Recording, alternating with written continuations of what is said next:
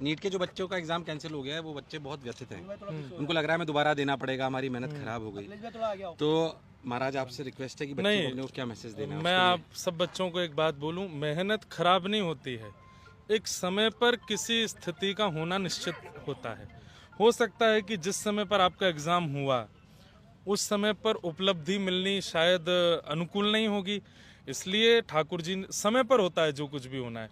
बस बहाना उसका जो भी बनते हैं, कहीं पेपर लीक बनता है, कहीं कुछ बनता है, वो कानून का काम है कि उन सबको दंड देना है और वो सब सरकार का काम है कि वो सब चीज़ें खत्म होनी चाहिए।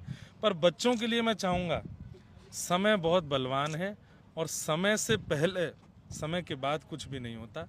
हो सकता है कि जो दोबारा एग्जाम होगा वो समय ही उचित हो आपकी उपलब्धि के लिए, इसलिए बिल्कुल व्यथित मत हो, बिल्कुल भी परेशान मत हो, सब मंगल में होगा।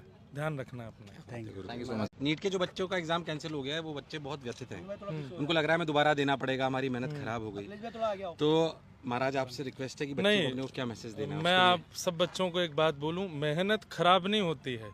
एक समय पर किसी स्थिति का होना निश्चित होता है। हो सकता है कि जिस समय पर आपका एग्जाम हुआ उस समय पर उपलब्धि मिलनी शायद अनुकूल नहीं होगी, इसलिए ठाकुर जी समय पर होता है जो कुछ भी होना है।